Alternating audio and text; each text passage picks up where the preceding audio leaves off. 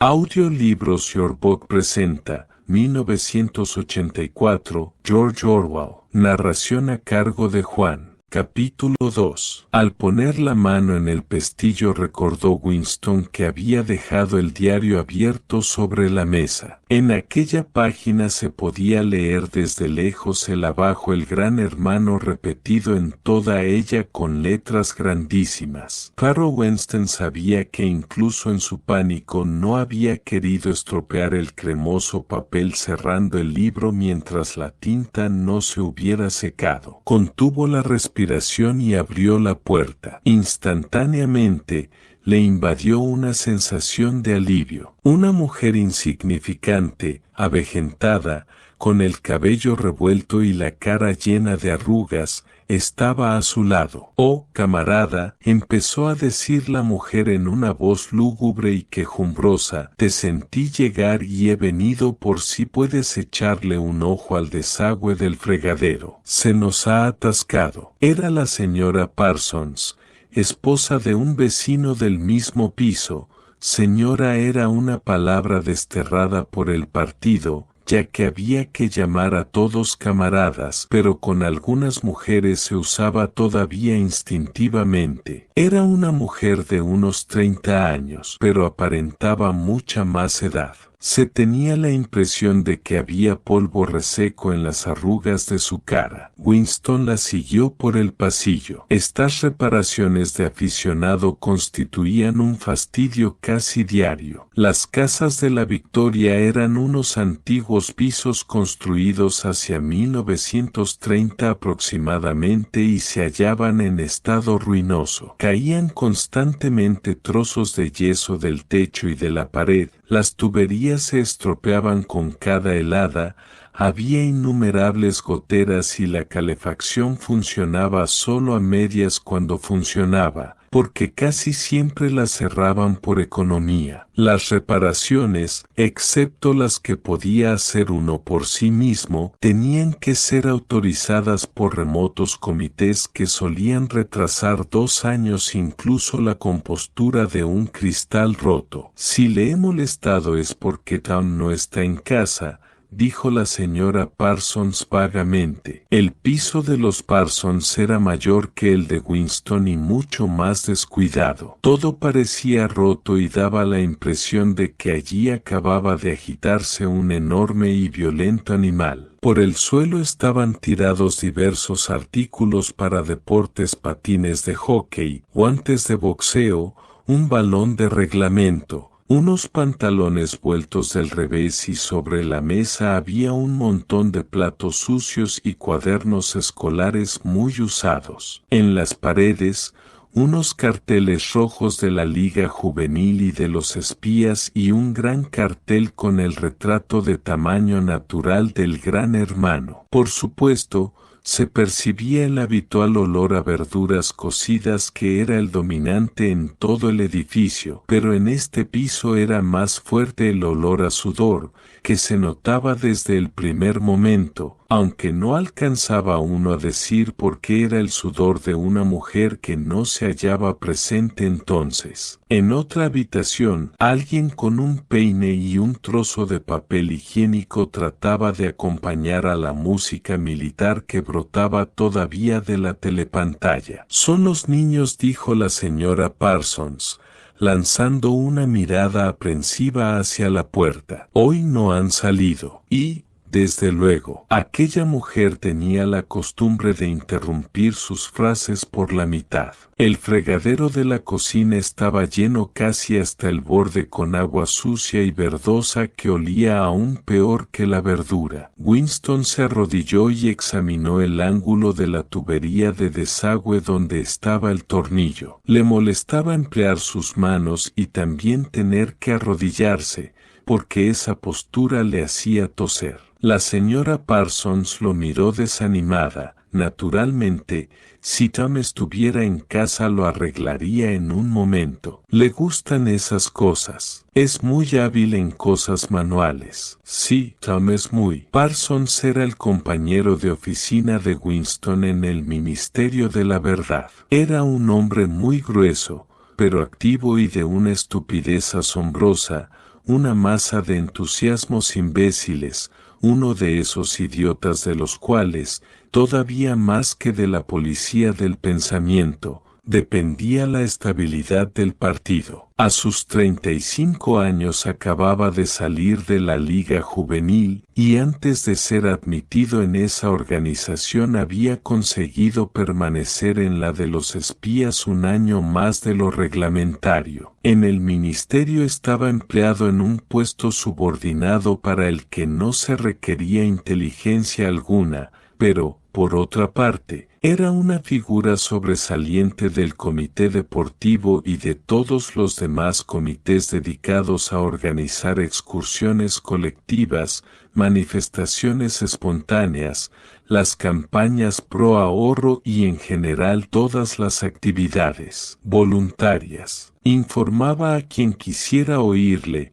con tranquilo orgullo y entre chupadas a su pipa, que no había dejado de acudir ni un solo día al centro de la comunidad durante los 4 años pasados. Un fortísimo olor a sudor, una especie de testimonio inconsciente de su continua actividad y energía, le seguía a donde quiera que iba y quedaba tras él cuando se hallaba lejos. «¿Tiene usted un destornillador?», dijo Winston tocando el tapón del desagüe. «Un destornillador», dijo la señora Parsons, inmovilizándose inmediatamente. «Pues, no sé». Es posible que los niños. En la habitación de al lado se oían fuertes pisadas y más trompetazos con el peine. La señora Parsons trajo el destornillador. Winston dejó salir el agua y quitó con asco el pegote de cabello que había atrancado el tubo. Se limpió los dedos lo mejor que pudo en el agua fría del grifo y volvió a la otra habitación. «Arriba las manos», chilló una voz salvaje. Un chico, guapo y de aspecto rudo,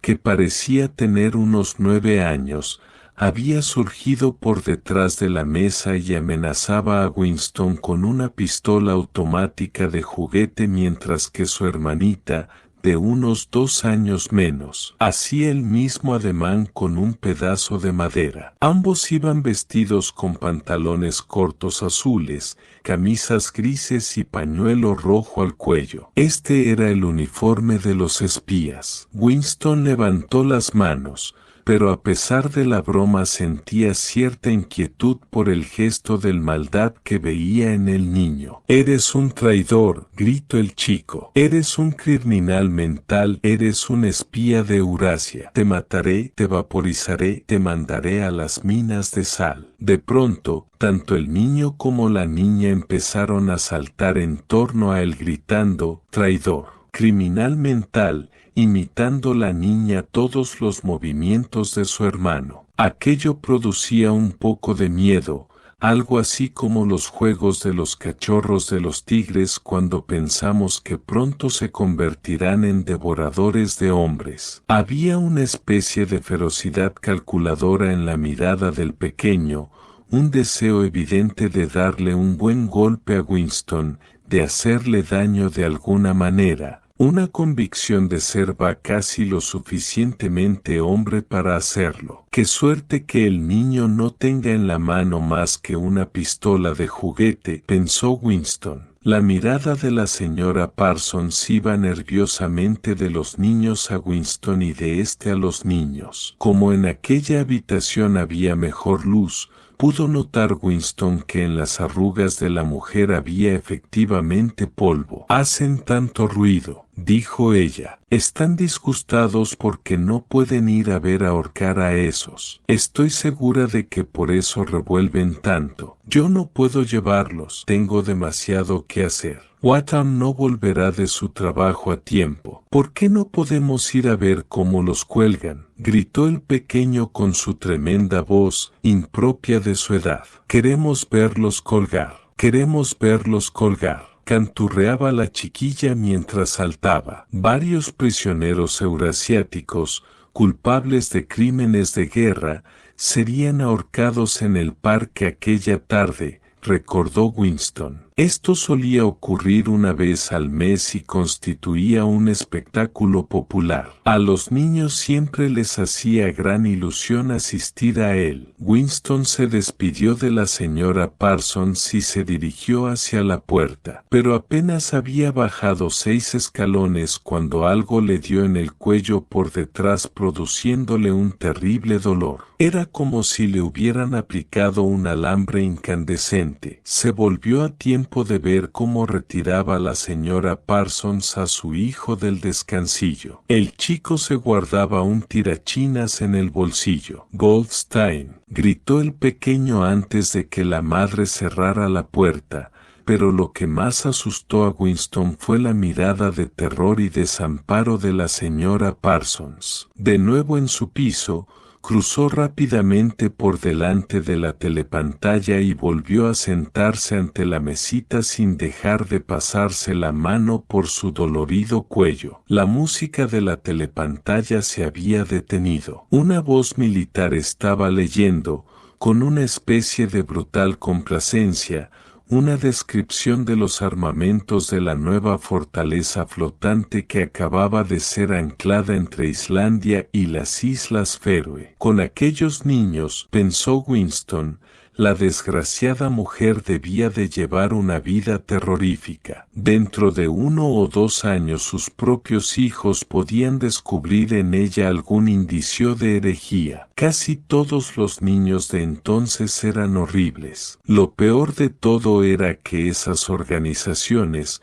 como la de los espías, los convertían sistemáticamente en pequeños salvajes ingobernables, y, sin embargo, este salvajismo no les impulsaba a rebelarse contra la disciplina del partido. Por el contrario, adoraban al partido y a todo lo que se relacionaba con él. Las canciones, los desfiles, las pancartas, las excursiones colectivas, la instrucción militar infantil con fusiles de juguete, los eslogans gritados por doquier, la adoración del gran hermano, todo ello era para los niños un estupendo juego. Toda su ferocidad revertía hacia afuera, contra los enemigos del Estado, contra los extranjeros, los traidores, saboteadores y criminales del pensamiento. Era casi normal que personas de más de 30 años les tuvieran un miedo visceral a sus hijos. Y con razón, pues apenas pasaba una semana sin que el Times publicara unas líneas describiendo como alguna viborilla, la denominación oficial era heroico niño. Había denunciado a sus padres a la policía del pensamiento contándole a ésta lo que había oído en casa. La molestia causada por el proyectil del tirachinas se le había pasado. Winston volvió a coger la pluma preguntándose si no tendría algo más que escribir.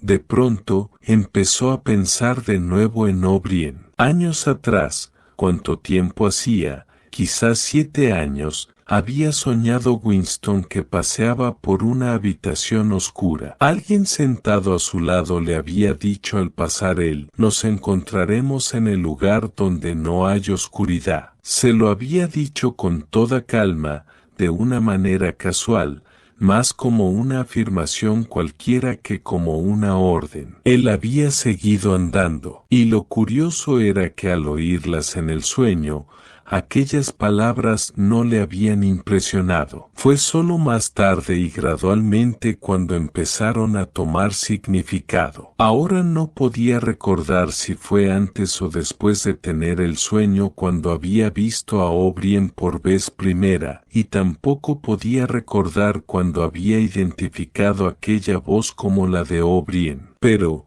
de todos modos, era indudablemente O'Brien quien le había hablado en la oscuridad. Nunca había podido sentirse absolutamente seguro, incluso después del fugaz encuentro de sus miradas esta mañana, de si O'Brien era un amigo o un enemigo. Ni tampoco importaba mucho esto. Lo cierto era que existía entre ellos un vínculo de comprensión más fuerte y más importante que el afecto o el partidismo. Nos encontraremos en el lugar donde no hay oscuridad, le había dicho. Winston no sabía lo que podían significar estas palabras, pero sí sabía que se convertirían en realidad. La voz de la telepantalla se interrumpió. Sonó un claro y hermoso toque de trompeta y la voz prosiguió en tono chirriante. Atención, vuestra atención, por favor. En este momento nos llega un notirrelámpago del frente Malabar. Nuestras fuerzas han logrado una gloriosa victoria en el sur de la India. Estoy autorizado para decir que la batalla a que me refiero puede aproximarnos bastante al final de la guerra. He aquí el texto del notirrelámpago. Malas noticias, pensó Winston. Ahora seguirá la descripción,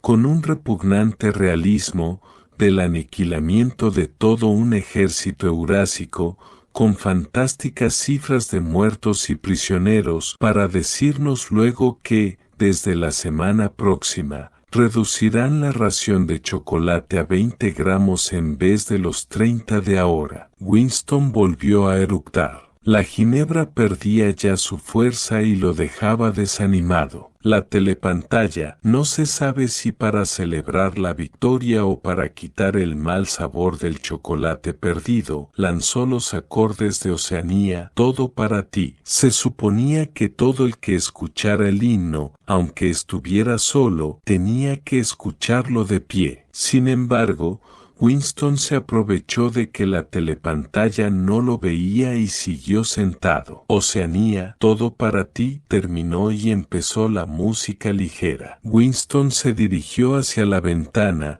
manteniéndose de espaldas a la pantalla. El día era todavía frío y claro. Allá lejos estalló una bomba cohete con un sonido sordo y prolongado. Ahora solían caer en Londres unas 20 o 30 bombas a la semana. Abajo, en la calle, el viento seguía agitando el cartel donde la palabra INSOC aparecía y desaparecía. INSOC, los principios sagrados de INSOC. Neolengua, doble pensar, mutabilidad del pasado. A Winston le parecía estar recorriendo las selvas submarinas, perdido en un mundo monstruoso cuyo monstruo era él mismo. Estaba solo. El pasado había muerto. El futuro era inimaginable. ¿Qué certidumbre podía tener el de que ni un solo ser humano estaba de su parte? ¿Y cómo iba a saber si el dominio del partido no duraría siempre? Como respuesta, los 3 eslogans sobre la blanca fachada del Ministerio de la Verdad le recordaron que la guerra es la paz, la libertad es la esclavitud. La ignorancia es la fuerza. Sacó de su bolsillo una moneda de 25 centavos. También en ella, en letras pequeñas, pero muy claras, aparecían las mismas frases y, en el reverso de la moneda, la cabeza del gran hermano. Los ojos de éste le perseguían a uno hasta desde las monedas. Sí, en las monedas, en los sellos de correo, en pancartas, en las envolturas de los paquetes de los cigarrillos, en las portadas de los libros, en todas partes. Siempre los ojos que os contemplaban y la voz que os envolvía. Despiertos o dormidos, trabajando o comiendo, en casa o en la calle, en el baño o en la cama, no había escape. Nada era del individuo a no ser unos cuantos centímetros cúbicos dentro de su cráneo. El sol había seguido su curso y las 1000 ventanas del Ministerio de la Verdad, en las que ya no reverberaba la luz, parecían los tétricos huecos de una fortaleza. Winston sintió angustia ante aquella masa piramidal. Era demasiado fuerte para ser asaltada. Ni siquiera un millar de bombas cohete podrían abatirla. Volvió a preguntarse para quién escribía el diario, para el pasado, para el futuro, para una época imaginaria. Frente a él no veía la muerte, sino algo peor, el aniquilamiento absoluto. El diario quedaría reducido a cenizas y a él lo vaporizarían. Solo la policía del pensamiento leería lo que él hubiera escrito antes de hacer que esas líneas desaparecieran incluso de la memoria. ¿Cómo iba usted a apelar a la posteridad cuando ni una sola huella suya, ni siquiera una palabra garrapateada en un papel iba a sobrevivir físicamente? En la telepantalla sonaron las 14. Winston tenía que marchar dentro de 10 minutos. Debía reanudar el trabajo a las 14:30. Qué curioso, las campanadas de la hora lo reanimaron. Era como un fantasma solitario diciendo una verdad que nadie oiría nunca. De todos modos, mientras Winston pronunciara esa verdad, la continuidad no se rompería. La herencia humana no se continuaba porque uno se hiciera oír, sino por el hecho de permanecer cuerdo. Volvió a la mesa, mojó en tinta su pluma y escribió: para el futuro o para el pasado, para la época en que se pueda pensar libremente, en que los hombres sean distintos unos de otros y no vivan solitarios, para cuando la verdad exista y lo que se haya hecho no pueda ser deshecho, desde esta época de uniformidad, de este tiempo de soledad, la edad del gran hermano, la época del doble pensar. Muchas felicidades. Winston comprendía que ya estaba muerto. Le parecía que solo ahora, en que empezaba a poder formular sus pensamientos, era cuando había dado el paso definitivo. Las consecuencias de cada acto van incluidas en el acto mismo. Escribió: el criminal, el crimen de la mente, no implica la muerte. El criminal es la muerte misma. Al reconocerse ya a sí mismo muerto, se le hizo imprescindible vivir lo más posible. Tenía manchados de tinta 2 dedos de la mano derecha. Era exactamente uno de esos detalles que le pueden delatar a uno. Cualquier entrometido del ministerio, probablemente una mujer, alguna como la del cabello color de arena o la muchacha morena del departamento de novela, podía preguntarse por qué habría usado una pluma anticuada y que habría escrito, y luego dar el soplo a donde correspondiera. Fue al cuarto de baño y se frotó cuidadosamente la tinta con el oscuro y rasposo jabón que le limaba la piel como un papel de lija y resultaba por tanto muy eficaz para su propósito. Guardó el diario en el cajón de la mesita. Era inútil pretender esconderlo, pero, por lo menos, podía saber si lo habían descubierto o no. Un cabello sujeto entre las páginas sería demasiado evidente. Por eso, con la yema de un dedo recogió una partícula de polvo de posible identificación y la depositó sobre una esquina de la tapa, de donde tendría que caerse si cogían el libro.